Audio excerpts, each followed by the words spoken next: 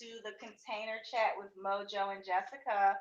Unfortunately, Mojo won't be here this evening, but I still wanted to have our usual live session with you guys. And so tonight, we're going to just talk about some of the topics that you guys have been choosing. And so I'm excited. Got some really good stuff to talk about today. So I'm going to get started in about 10 seconds just to let people kind of get in on the messaging and also join us online. I'm grateful for you guys. Thank y'all for joining me. I hope y'all can hear me pretty good. I'm going to turn everything up so y'all can hear me. And so, long story short, hey, Shay Bauer.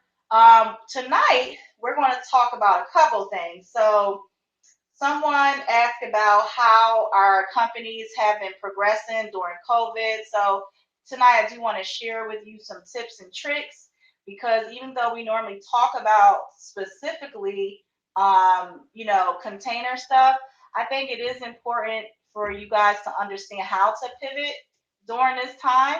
I think it's imperative for you guys to understand how to pivot during this time because you not knowing what to do, unfortunately, it could be affecting you and your capability of moving forward. We're also going to talk about the process of getting one of the containers, along with how pricing typically is reviewed, as well as give you guys some approximations, which we've kind of done in the past, but I wanted to talk about that.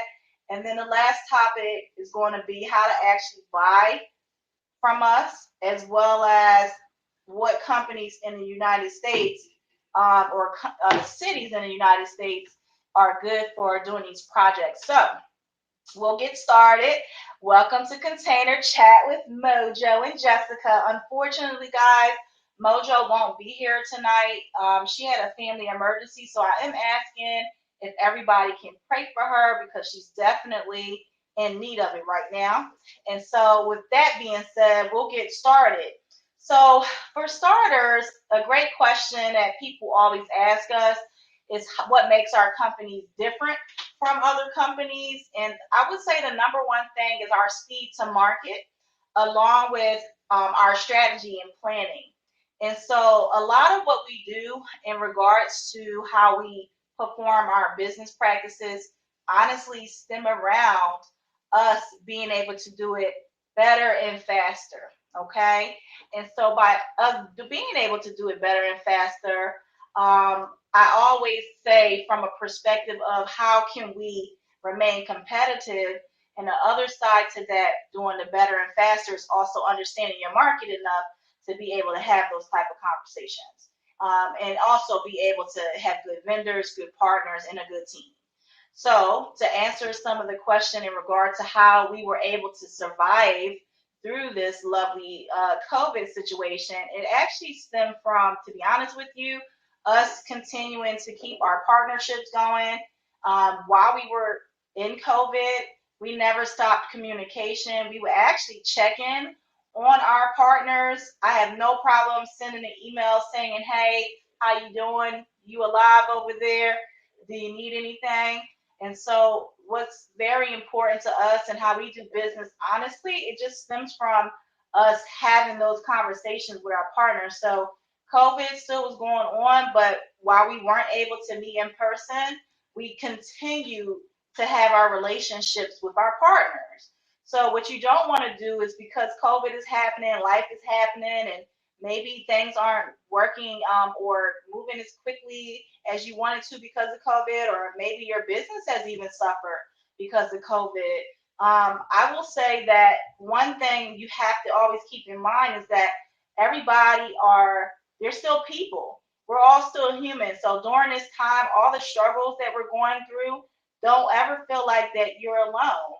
And the main reason why we continue to look out for our people is to make sure that people who were having challenges were able to get those resources. So if you go to our website, shiftingliving.com, you actually can see COVID resources as a pop-up as soon as you come on the website. So we may not have been struggling, so to speak, during that time, but it doesn't mean your fellow sister or brother was not. And so even though we can't solve everybody's problems, we at least were able to find some resources that people could use. And so even now, guys, if you're listening in, you can go right to our website right now and still get those same resources. I'm not sure how up to date they are. I'm being fully honest. Not sure how up to date they are, but what I will say is I would try to still use them. So I always say, all they can do is tell you no. Good evening, Madam Fuqua. Good evening, Tiff Harris. Hey, guys. Thank you. I'll make sure I pass that on to me, Miss TFRA Harris, to Mojo. And so keep that in mind that even though COVID is happening, you may be experiencing death, you may even been sick. I pray for you if you are, and I definitely pray for your family if you guys are dealing with that. But I will also say too that there are resources out there that are available to you guys. So please, please, please make sure that you go to our website and try your best to use those resources because they are valid. It's just some of the resources may apply to you and some of them may not. And so by all means, go to the website. So people ask, how did we continue moving forward during this time? That was like the number one thing. We started searching for resources that our circle could utilize, and we posted it immediately on our website so that they can take advantage of it. Unfortunately, that's the best we could have done. During this time too, we also had to pivot our business. So prior to COVID, we didn't have to do a lot of marketing, but we ended up having to do more marketing specifically because of COVID.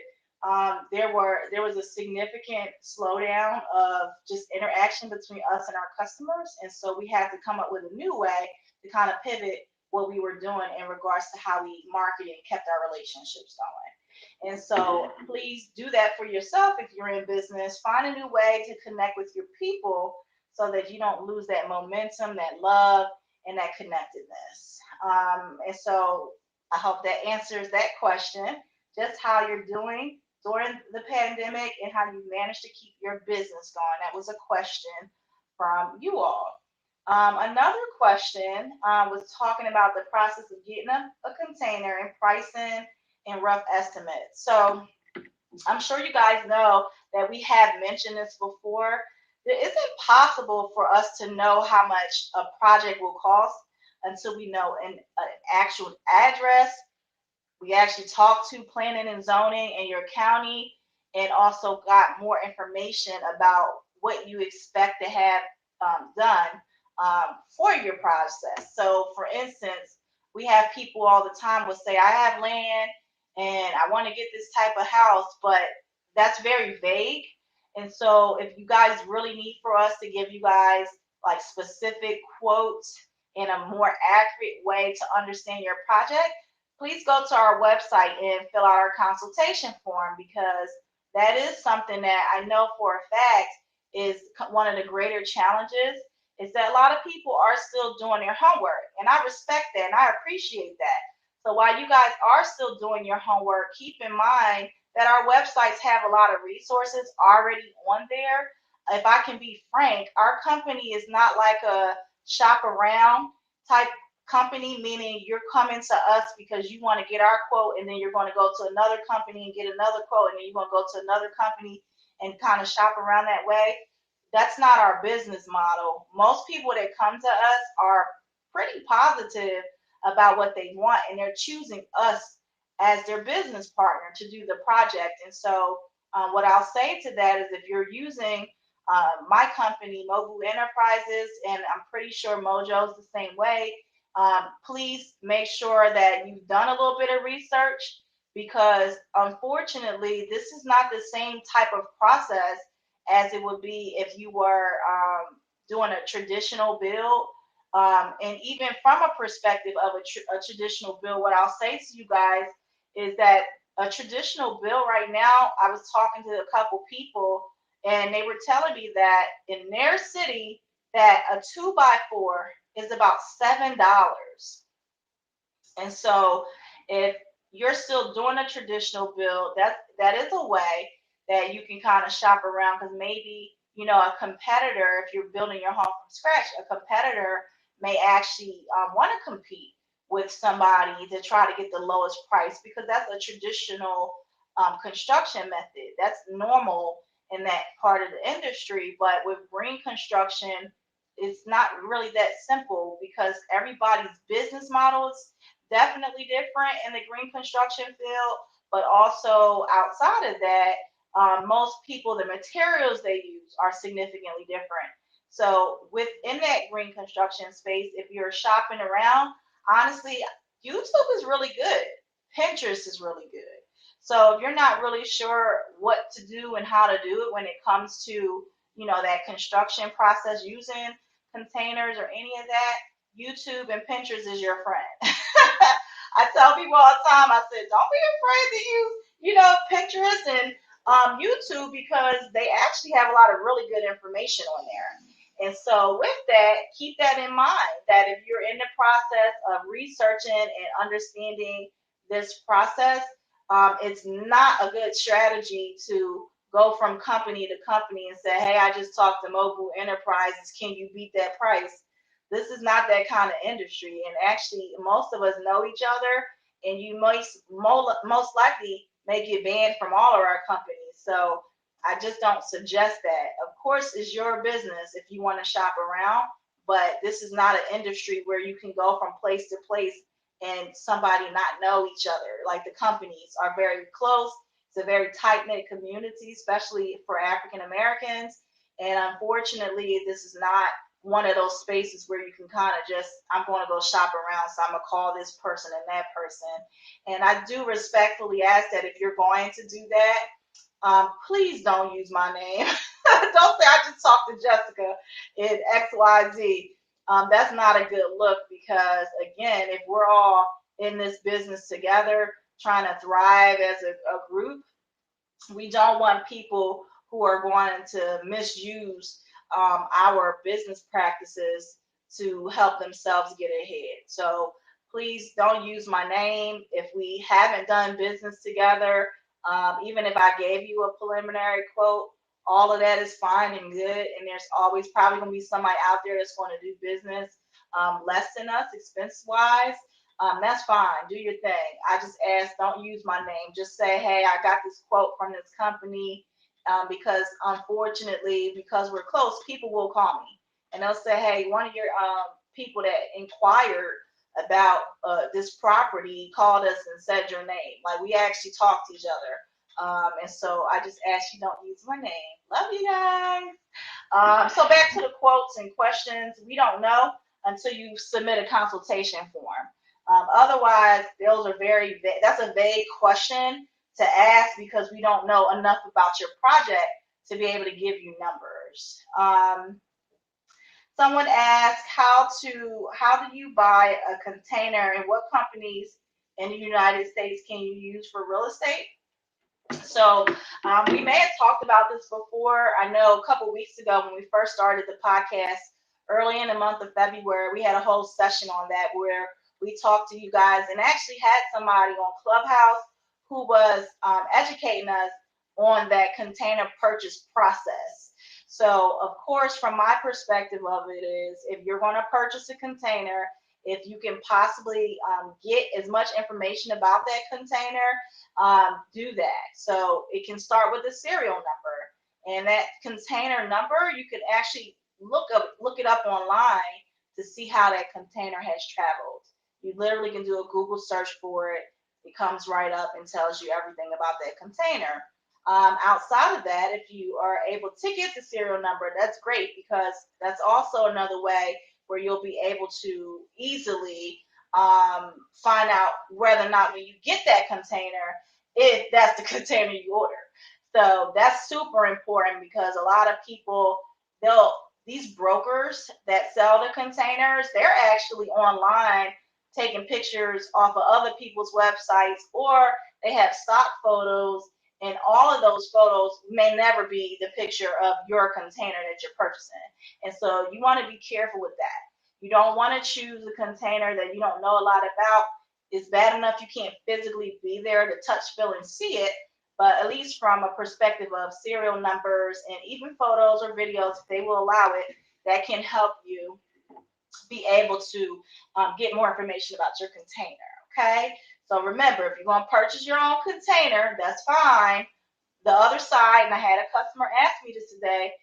They said, well, I have containers already on my property. Can I use those in my construction project? The challenge is we as contractors don't know where you purchase those containers from. And so we can't use a container that if you didn't know how to properly purchase the container, we don't know what you purchased. And a lot of times, again, they know if you actually have experience because you'll ask certain questions in that process. So if you didn't ask enough questions, they sent you anything. And so we can't use a container that, one, we don't know what was in it.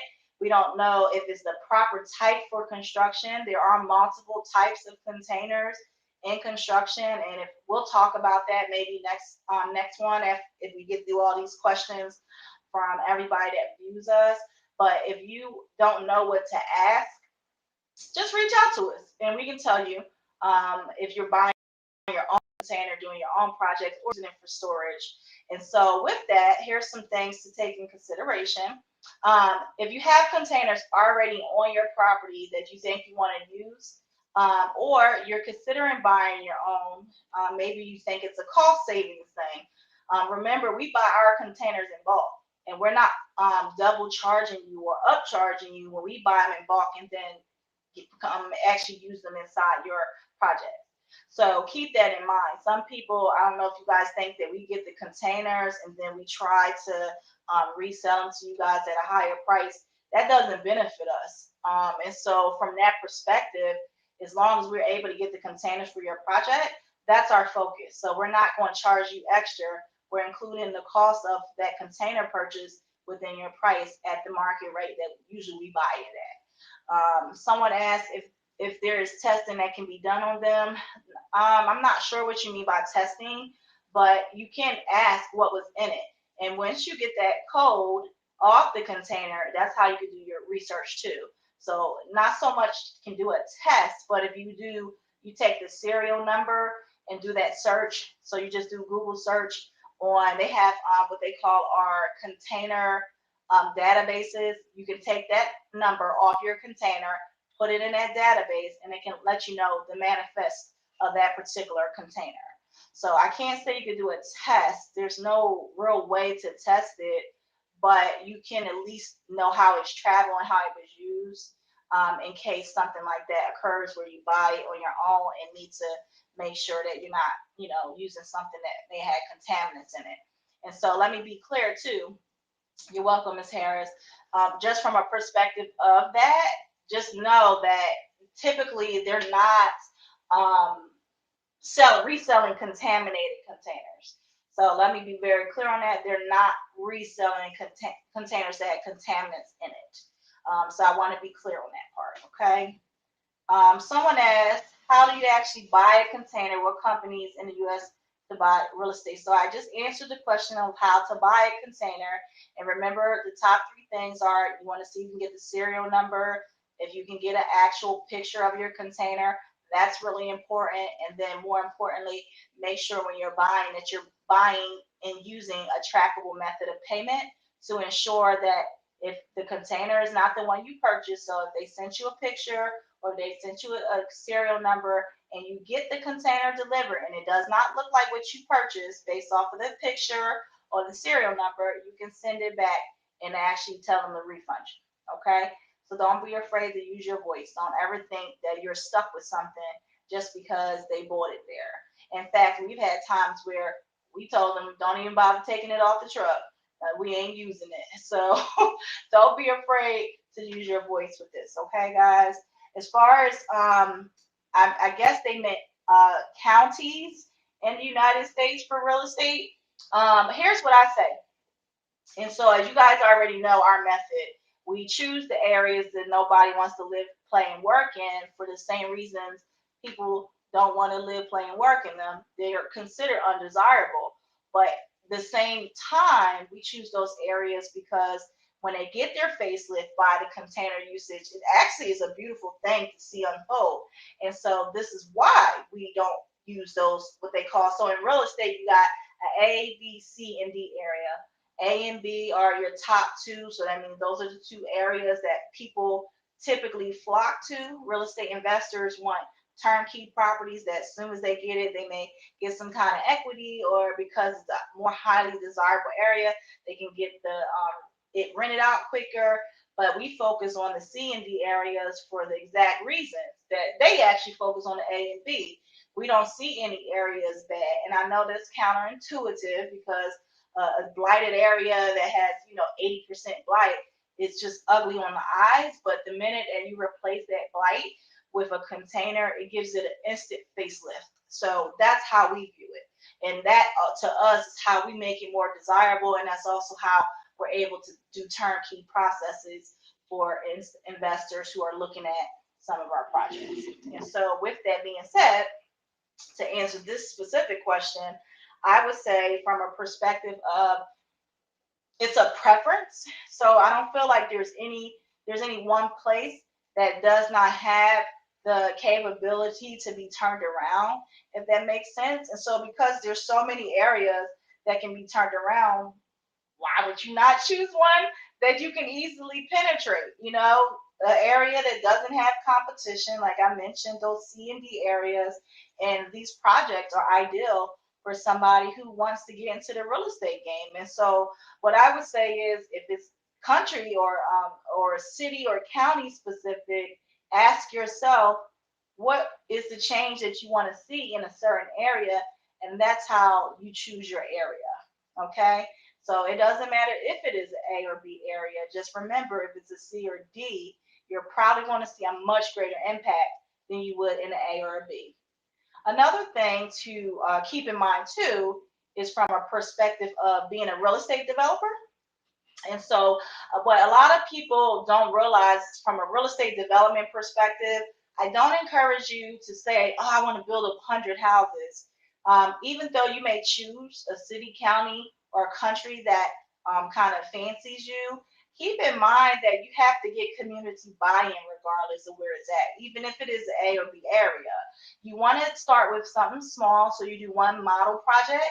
So whether it's a model residential or a model commercial project, invite the media, so get some buzz around it, let the media know that you're doing a project, get them all hyped up and excited, and then you move toward the perspective of, now, because I have the excitement, I have the community buy-in, now you're able to move forth with your project, because now that you have your community buy-in, you're probably going to have people who contact you who are ready to purchase.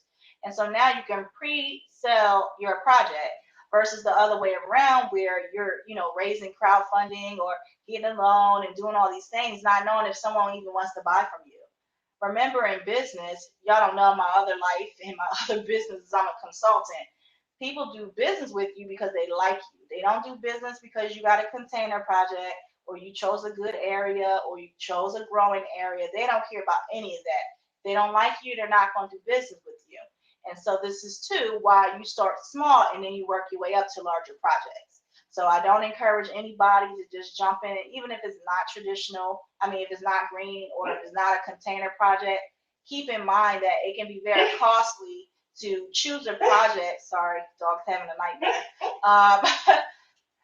Keep in mind that if you actually have your project in place, that if people aren't buying into it, it could be you. It may not be the project. So that's also why it's very important to have very good relationships with people. And that's also too why we use the strategy of pre-planning meetings before we do permit pulling. The pre-planning meeting gives you an opportunity to talk to the people in that community. So planning and zoning, coding, fire department, whoever's going to be at that meeting. It allows for you to introduce yourself, introduce your team, and more importantly, it allows for you to be able to have a solid, comfortable, informal conversation with them about your project and the future of your projects in that one meeting. So your one meeting is just going to accomplish so much. And so what I tell people to do, definitely without a doubt, make sure that you kind of from a perspective of wanting to progress in your relationship with that county, you definitely want to have conversations with them where, hey, I'm Jessica Lewis. I'm looking to do XYZ project. May I schedule a pre-planning meeting? And that's if you already have a project ready. So this is not for if you don't even know where your property is going to be, because they're always going to ask, what's the location? So you can't even have preliminary conversations if you haven't chosen your address yet, okay? So keep that in mind, even though you may get all excited and jump off this call and tomorrow you start calling places, they're always going to ask, what do you want to build and where do you want to build it at? And also remember too, we told y'all before that don't use the word container, do modular, or you could say a steel frame build out, okay? Next question, how to get started. So I think some of what I was talking about actually helps you understand how to get started. And so with that, the first thing I would say is figure out your location, as I just mentioned. If you're going to start a container project, find a specific location, and then you can preliminarily call planning and zoning and ask about what it is that may be required and if it's allowed. So remember, modular construction or still built home. Do not say container. That turns them off. And what I found out in the last week is a lot of these counties actually do not have any legislation or ordinances in place for even a still framed house. So you're going to find that out if you just call and have a preliminary conversation, okay? So once you find out where you want to have your project at, your next step is going to be for you to then get two things done. One is find out whether or not that property is utility ready. So meaning, is it ready for electricity? Is it ready for water? And the reason why that's important is because, to be honest with you, you don't want a property that you have to go digging up the ground and dragging pipes from one end of the world to your property just to get water and electricity. So some telltale signs of property is if you are to honestly just look up and see your poles, your electricity poles up there. That's a telltale sign. But even if you don't see that, another thing you can do is actually from a perspective of when you talk to planning and zoning, you can ask about that. And what's even better, and Mojo tells you this all the time, if you guys are looking at a project, go for something that's already burnt down. A house is already built down because it has those things already. At some point in time, water and electricity was there. And not from a perspective of it burning down, just from a perspective of it actually had to have some kind of utility running to that house because it was habited at some point in time by somebody, okay?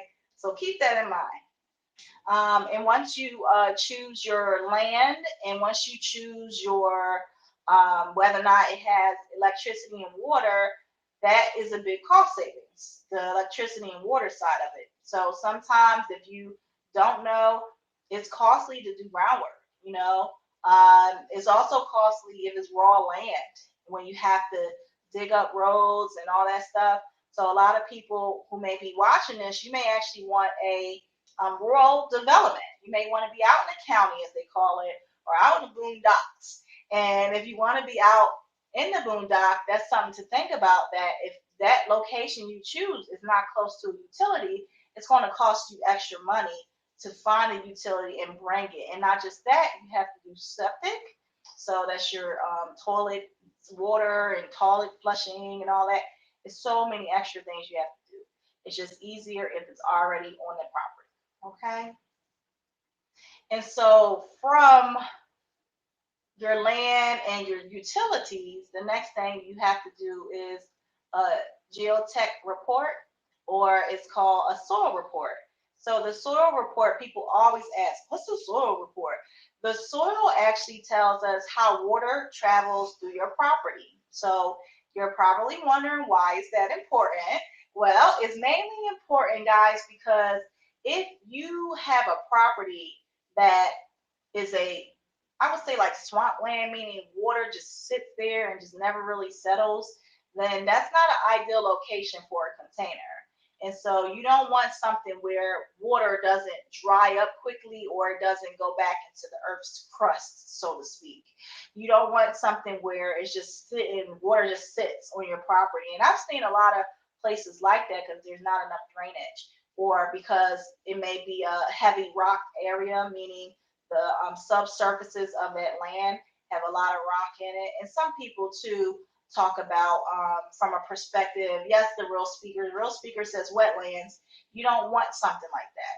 So the other side too is the soil test tells you exactly what kind of soil you have and whether or not it can withstand the weight of containers. So think of it like this, guys. You don't want to skip that part. And I'm telling you, if you're dealing with me, Mojo, we don't even contract with you until you get that done. And if you decide to do it on your own and choose to not move forth and get that done, it would be very negligent of a company to come in and still do a container project, not knowing if that container could possibly implode the ground in that particular project. I mean, that's the reality. These containers are really heavy. And so by them being heavy, mixed with water sitting on the land, it's almost like it's quicksand. It turns into like quicksand. And that's the best way I can describe it because we try to keep it simple, right? And so keep that in mind. You don't want to play yourself. And we're not gonna let you if you're our customer. So if it's your people that you're doing your shop around conversations with, not talking to you about that, if nothing else, if you never do business with me or Mojo, we will at least let you know you have to get this done before you start your project. Then the other side to it is the topography survey. So the topography survey is important because that particular survey tells us the peaks and valleys of your property. So I've had people say, "Oh no, that's good. Everything's flat." To the naked eye, it may seem flat, but we will find, and some people do, it looks flat just visually just looking at it. But the topography survey tells you where your peaks and valleys are, where your dips are, and your land, plains, all that. And you want to know that because again, wherever you're going to build that on that project, you on that property, you actually have to know where it's going to be. So you may say, "Oh, I want it right over there," but you may get that survey done and find out that it can't go right there because it's in like an incline where if water, again, back to the water, right? If water settles on the land, the water goes down and that will flood your house. So I know that seems minute, may even seem tedious to some people, but this is exactly why we recommend this gets done before you even start your project. What you may find is that you cannot do your project on the land that you own. And so the alternative is that you can't have a container. So if you're okay with some alternatives and green construction, then you definitely can move to that route. So for us, it's the smart steel. Smart steel is lighter than a container. It's still wind, water, and fireproof, and you can still have the same durability as the container. It's just not a container. So just know you do have alternatives. If you do deal with Mojo or myself, we have alternatives for containers. And the time to build your project out does not get dampered. So it's still going to be the same exact time, less than 90 days for residential, less than 9 months for commercial. So keep that in mind. Some people ask, is it best to invest or flip? This is not like, I don't know how to describe that from a flip perspective, but I'm going to try my best. So investing is good for obvious reasons. So, typically, towards the end of our chats, we tell you ways that you can use the container for your real estate investing needs. We'll do the same this evening, probably in about 20 minutes. And so with that, the question is how to get started in investing. We talked a little bit about that last week. You guys, we always say that if you want to invest with us, it's just a matter of you DMing us. And we will, for one, on Shipping Living's YouTube page, you can actually see our 1 hour, and it's 1 hour because I break down everything about green construction, everything about doing our build outs in that video. You can go there and review that. And if you're interested in investing after you review that 1 hour video, then we can send a prospectus over.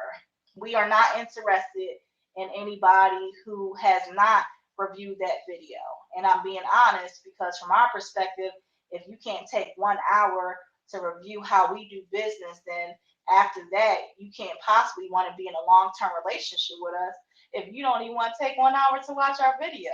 And so other companies, they just want your money. It's not about that for us. We want good partners and people who are good stewards of their money, because those that invest in a container or green construction, it's an investment.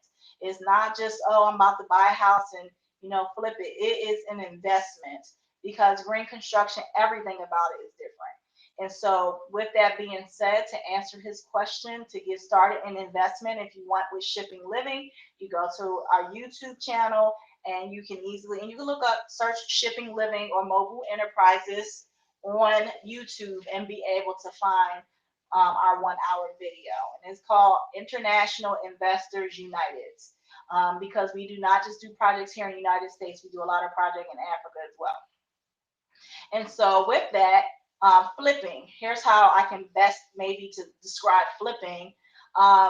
Let's just say you do your first container development project. Flipping wise, if you are smart, flipping is from a perspective of pre-selling those homes. So before you even build them, because you did what we told you to do, which is build your model home, build up the media around it, let people come touch, feel, and see your model home, you are able to pre-sell those. So those houses are sold before you even buy and build. So that's the flip to me in my world. And so somebody that wants to use that strategy, even if it's from a perspective of tiny home, accessory dwelling, all of that, that's my perspective of a flip. Maybe the other flip is how Mojo talks a lot about Airbnb in your projects, or doing other types of flips in a respect of purchasing it and being able to rent it out. So shout out to Madame Fuqua. Her specialty is condo conversions. And so she's working with our company in regards to doing condo conversions. So using a container to create a condo for that customer. And so there's lots of ways, and we can talk about that a little bit more. And if she wants to join in, you can join in. I can invite you up on a call toward the end in about 10 more minutes, and we can talk about condo conversions, so that y'all can understand what does that mean to use a container as a condo. That's our get money topic for tonight. And Madame Fuqua is actually an expert at condo conversion. She's done one in Brooklyn and has had great success with that. Okay, so back to the flipping. That's my perspective of flipping. There could be other ways, and so if you have some other suggestions, feel free to type it in the chat here and I will take a look at it. Next question is, what are the challenges of connecting to services versus being off the grid? Much like we talked earlier, if being off the grid versus being on the grid means that you're connecting to your local utilities. That means that you're connecting to the local water or the local electricity. That's what on the grid means. Off the grid means the exact opposite. So you're not connecting to your local grid, which is your water or electricity. And so I would say for that question, what are the challenges? So of course the natural challenges are, honestly, it's the same either way.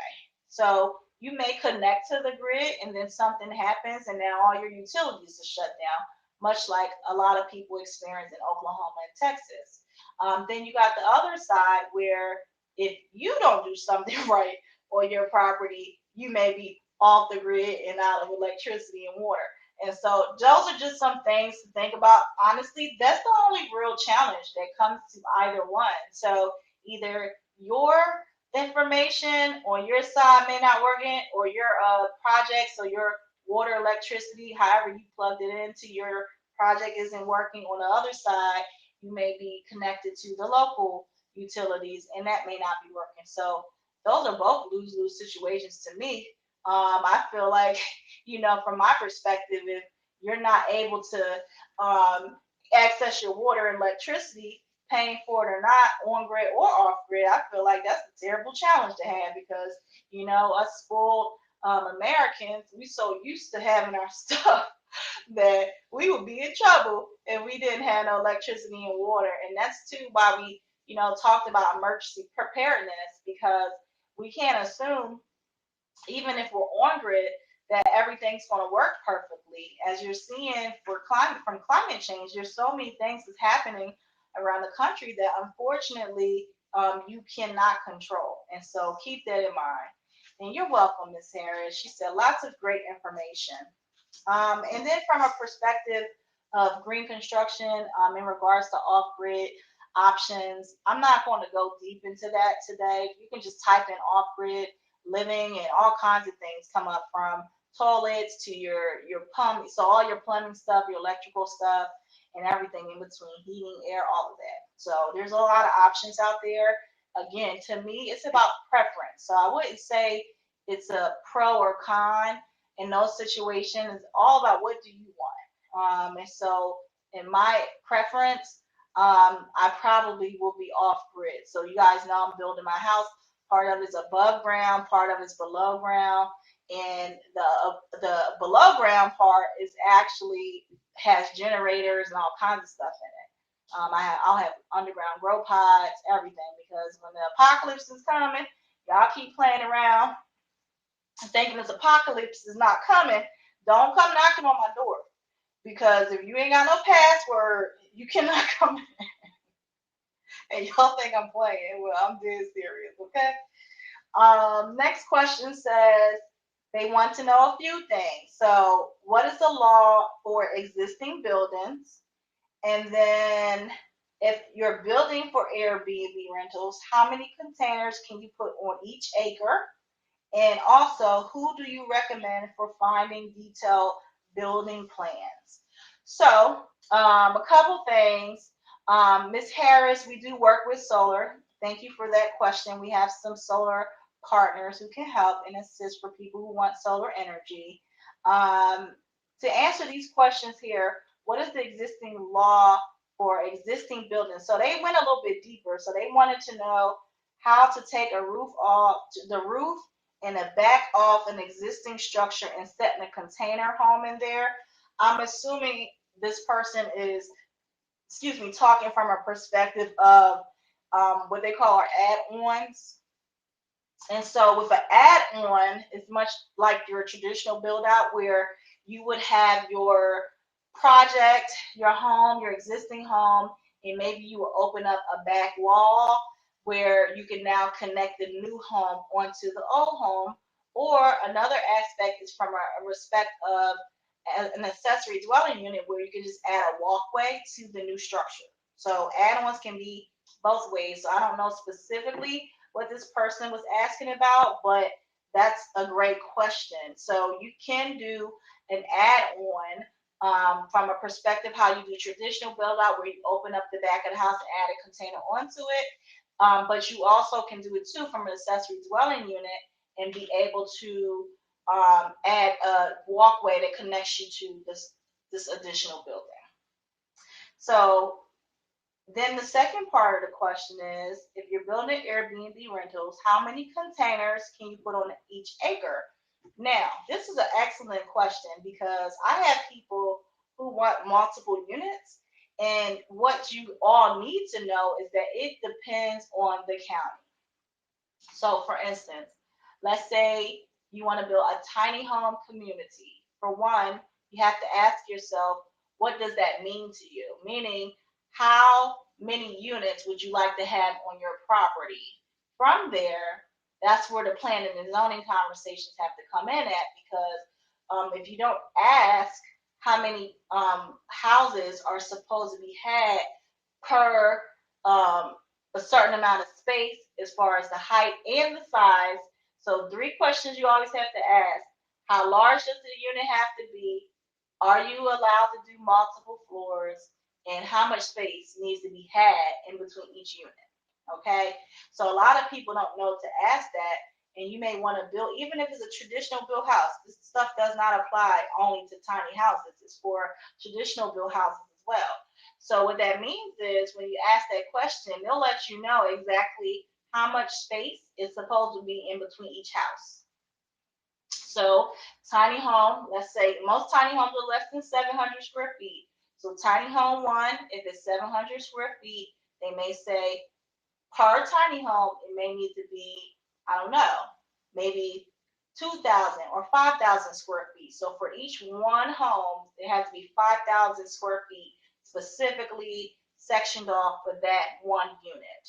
And they'll do the same for multiple ones. Now, the other side to it too is not only do they have those specific things that are required, but they may also require you to get special permitting. Some counties actually require for you to not only have that, but it's a special kind of permitting that it's like you're getting permission to build a bunch of houses, like how you would see in a subdivision.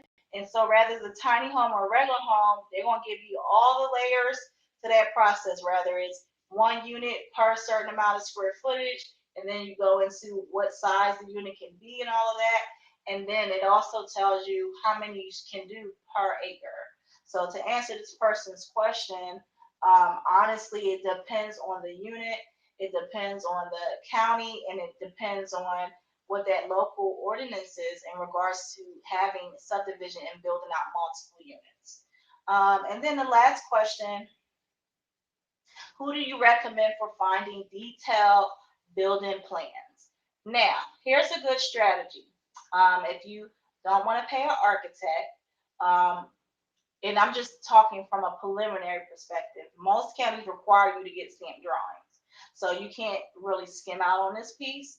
But if all you're doing is like sketches that you want to kind of show during a pre-planning hearing, for instance, you can go on Fiverr.com and find somebody that does site plans, or find somebody that does, drawings without stamps.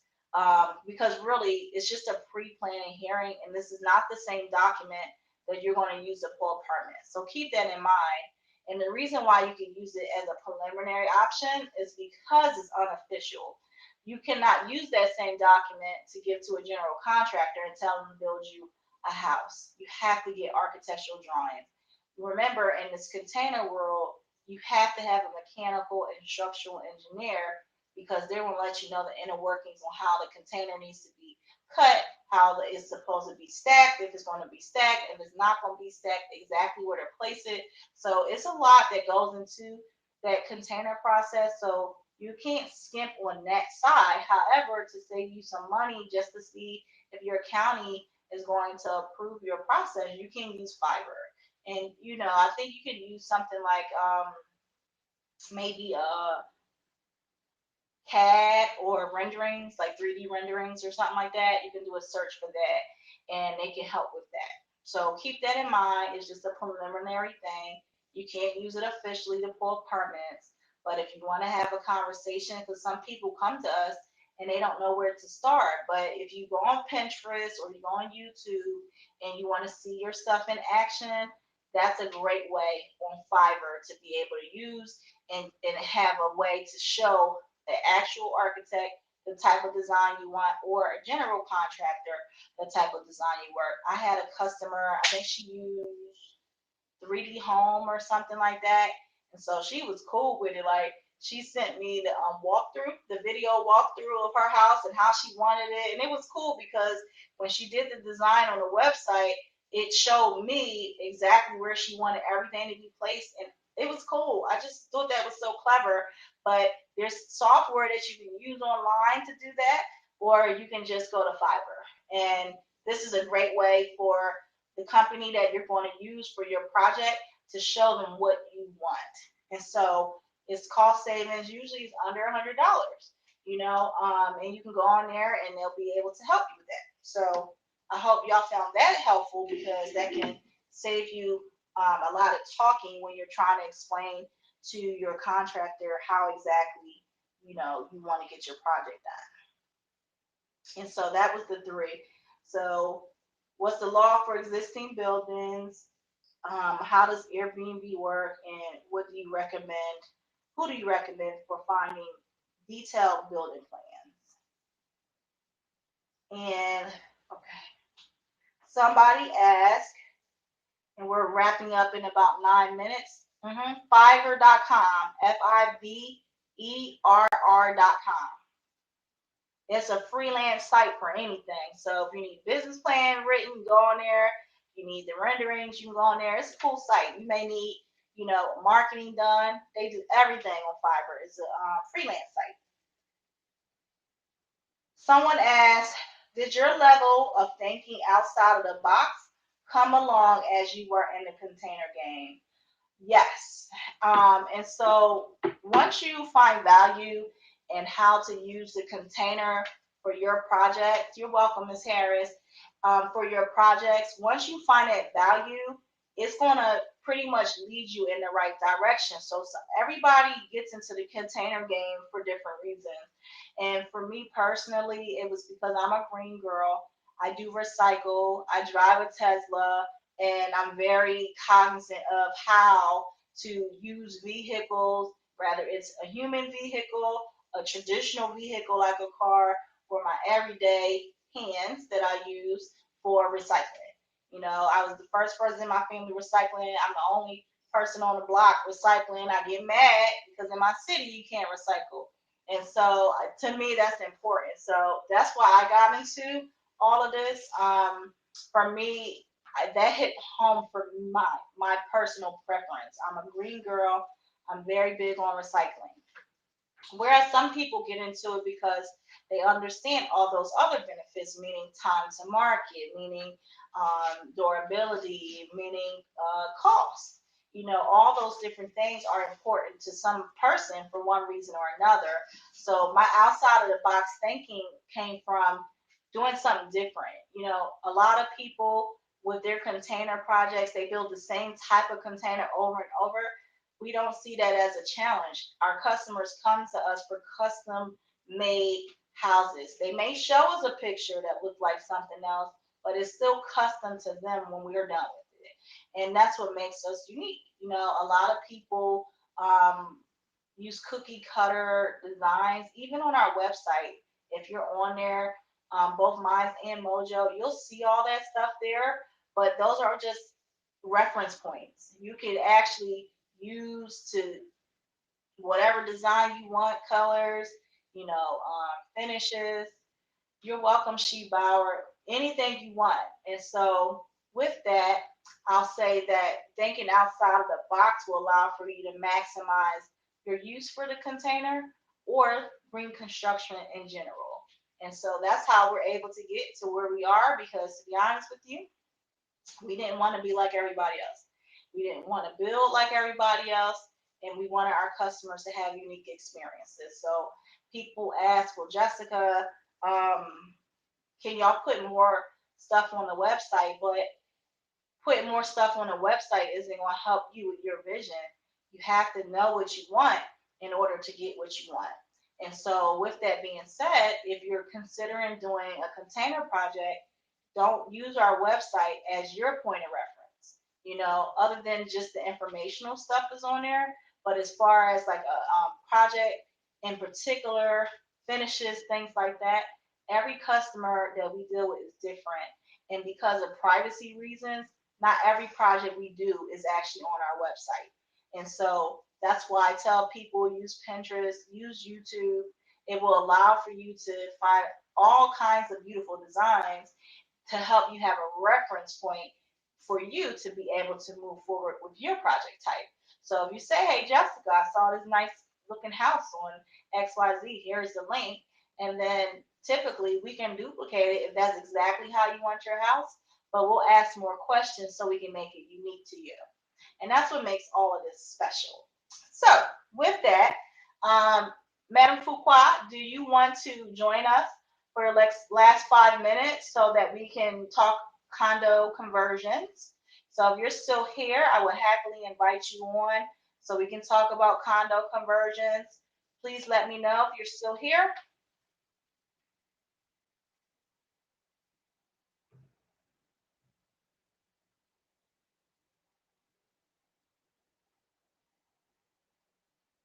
Okay, it says she's unable to join.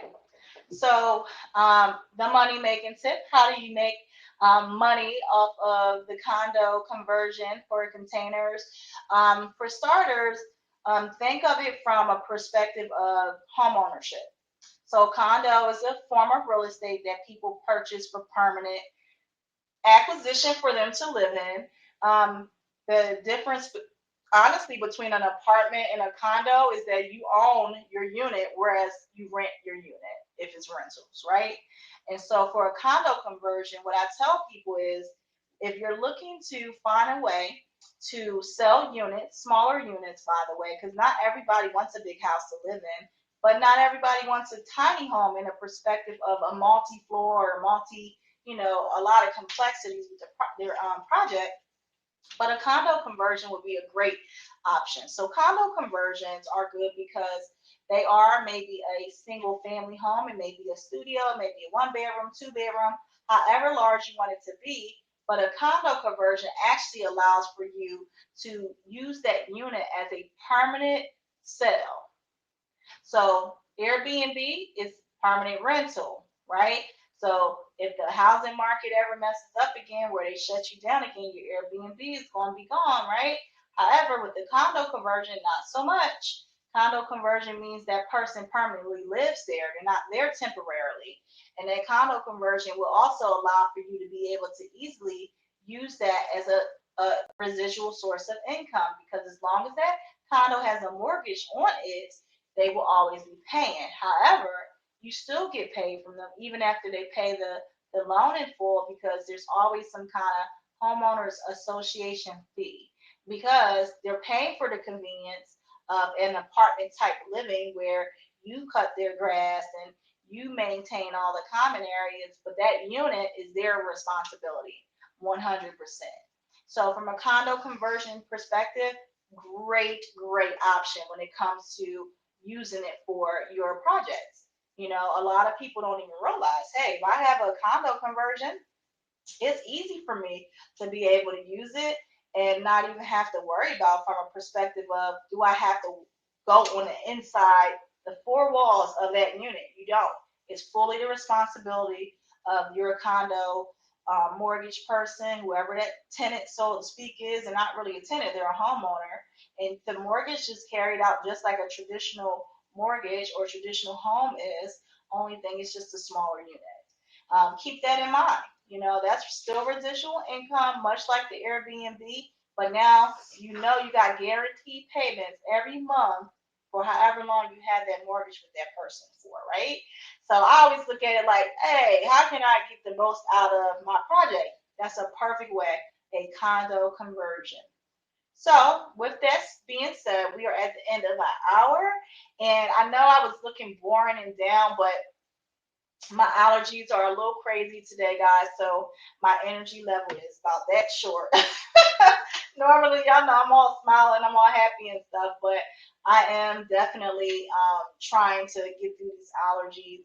And so I pray that you guys have a fantastic week. If y'all have any questions, definitely reach out to myself or Mojo. Mojo, we are praying for you. Pray that everything you and your family are experiencing right now, that you guys get through it. We love you. We miss you. Next week, definitely look for some really good topics, because y'all are just really pouring it in. So if you have more topics that you guys want us to talk about, please reach out. We'll definitely answer them for you. Just send us a quick DM. You're welcome, Ramiro. You're welcome, Romy Roll. That's how you call it. You're welcome. You guys are welcome. So we'll be back on Thursday at 9:30 p.m. Send your questions. We'll definitely take care of you guys. Check out our website, shiftingliving.com. The masterclass is self-paced. So if you want to get into container construction, you don't know where to start, honestly, from that perspective, the masterclass is perfect. Everyone who joins our masterclass actually becomes a mentee of ours. So we'll walk you through your first project. So you don't have to try to do it on your own. You don't have to worry about being concerned about anything other than finishing your homework. Once you finish your homework, we'll definitely hold your hand through the whole process so that you can go through your first project. Don't forget on Black Box Queens, which is Mojo website, there's a lot of great resources on there for you guys to understand this whole container process. There's floor plans, anything you think you need container related. Her website is excellent for that. And definitely send her a message. Let her know that you guys are thinking about her with what she's going through right now. And I appreciate you guys from the bottom of my heart. I really enjoyed this tonight, and thank y'all for the good feedback. You all are very, very welcome. Let us know. Send us a message on the websites, blackboxqueens.com, shippingliving.com. If you want to know about the investments on Black Box Queens, our Investor International Investors United video is on YouTube. Go ahead and check it out. Message us if you're interested in investing with us, and we'll take care of the rest. We hope you guys have an excellent evening. I hope you guys are safe out there. And don't forget, our website has those COVID resources. So as soon as you go to shippingliving.com, the very first pop-up, it says COVID-19 resources. Click on that link, and it will take you to an Excel sheet that has all kind of goodies in it. Okay? I hope you guys have a fantastic evening, and I will talk to y'all very soon. Take care.